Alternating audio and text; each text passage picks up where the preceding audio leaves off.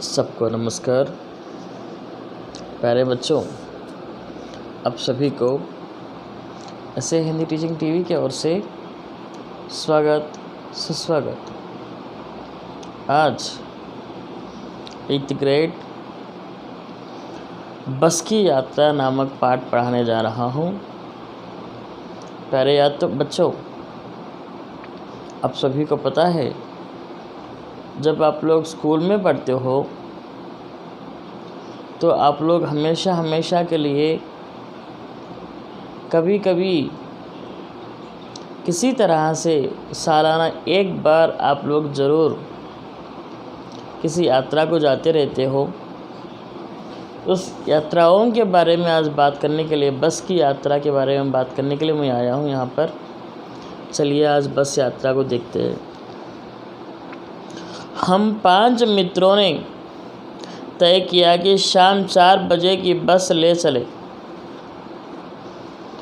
पन्ना से इसी कंपनी की बस सतना के लिए घंटे भर बाद मिलती है, जो जबलपुर की ट्रेन मिला देती है। सुबह घर पहुंच जाएगी। हम में से 2 को सुबह काम पर हाजिर होना था, इसलिए वापसी का यही रास्ता अपनाना ज़रूरी था।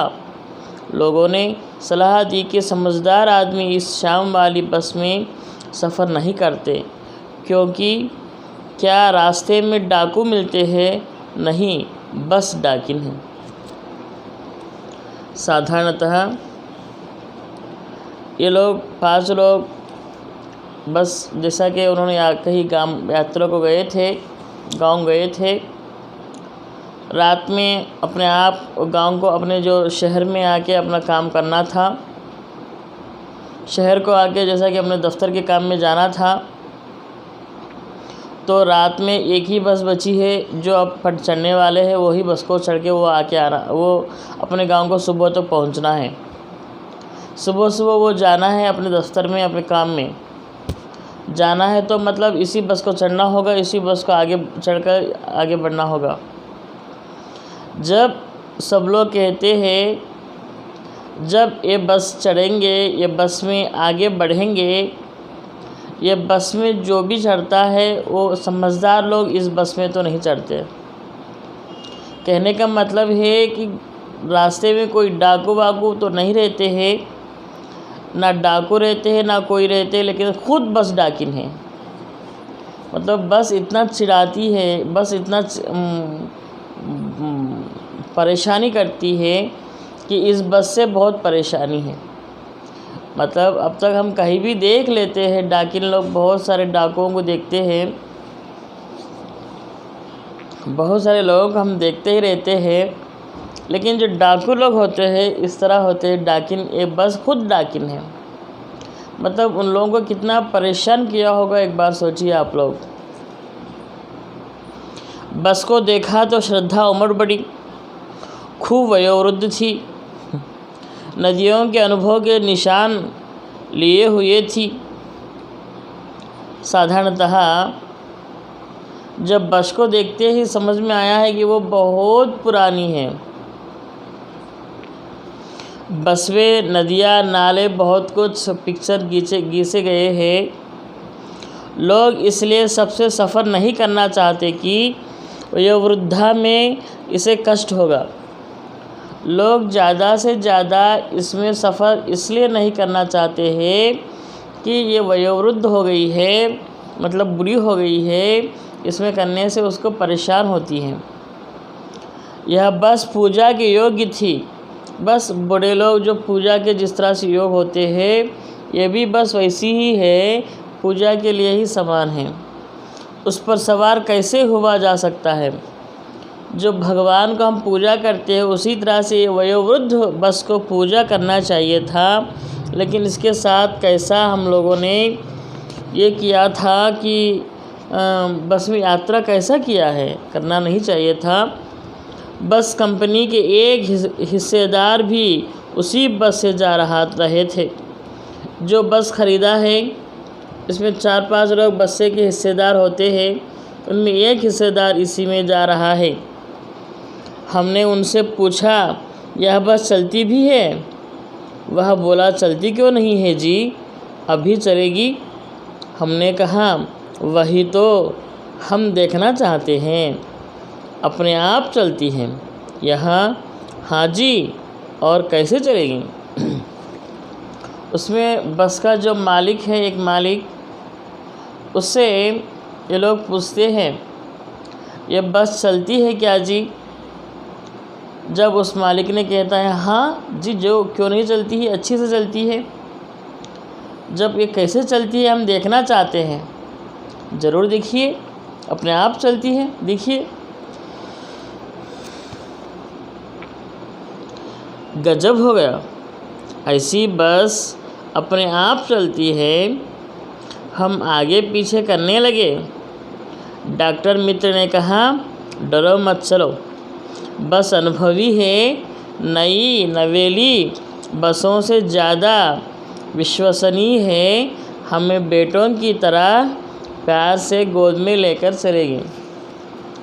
बहुत सारे लोग कहते हैं, डरो मत, ये नई चीज़ नहीं है, बहुत पुरानी चीज़ है, बहुत परेशानियों को देखे आई है, ये जो अपने बेटों के जैसा हमें लेकर जाएगी, कहकर सब लोग उसमें बैठे रहते हैं। हम बैठ गए। जो छोड़ने आए थे वे इस तरह देख रहे थे जैसे अंतिम विदा दे रहे हो। उनकी आंखों कह रही थी, आना जाना तो लोगों लगा ही रहता है, आया है सो जाएगा। राजा रंग फ़कीर आदमी को कूच करने के लिए एक निमित्त चाहिए। जैसा कि यहाँ पर देखा जाए तो यह कहने का मतलब ये है, जो हमको बस चढ़ाने के लिए अपने दोस्त लोग, अपने लोग आए हैं, वो लोग हमारे तरफ ऐसा देख रहे हैं, ये बस की तरफ ऐसा देख रहे हैं कि ये लोग कुछ अंतिम यात्रा करने के लिए आए हैं। मतलब ये आखिरी दिन है और उनकी आंखों में ये भी दिखाई दे रहा है कि लोग आते रहेंगे, जाते रहेंगे, मरते रहेंगे, जीते रहेंगे। जो बच्चे पैदा होने वाले पैदा होते रहते हैं, मरने वाले मरते रहते हैं। तो ये सब चलता रहता है, इसके ज़्यादा परवाह नहीं करनी चाहिए। उन लोगों की आंखों में ये सब दिखाई दे रहा है कवि जी को। इंजन सचमुच स्टार्ट हो गया, ऐसा जैसे सारी बस को इंजन है और हम इंजन के भीतर बैठे हैं। कांच बहुत कम बचे थे, जो बचे थे उनसे हम बचना था। हम फ़ौरन खिड़की से दूर सरक गए। इंजन चल रहा था, हमें लग रहा था कि हमारे सीट के नीचे इंजन है। जब इंजन स्टार्ट किया गया है बस का, जब इंजन स्टार्ट करते हैं तो ऐसा लगता है कि पूरे बस के अंदर इंजन है, पूरे सीट के अंदर इंजन है, ऐसी आवाज़ आने लगती है। उस बस में कांच भी बहुत कम बचे हुए हैं। अब हम लोग उस कांचों से बचना है। कहना है कि बस बहुत पुरानी है, बहुत बड़ी है, उसमें कुछ है नहीं है, इंजन में बोर आने लगा है और ये जाने तक मुश्किल है। बस सचमुच चल पड़ी और हमें लगा कि यह गांधी जी के असहयोग और संविधान अवज्ञा आंदोलन के वक्त अवश्य जवान रही होगी। जब बस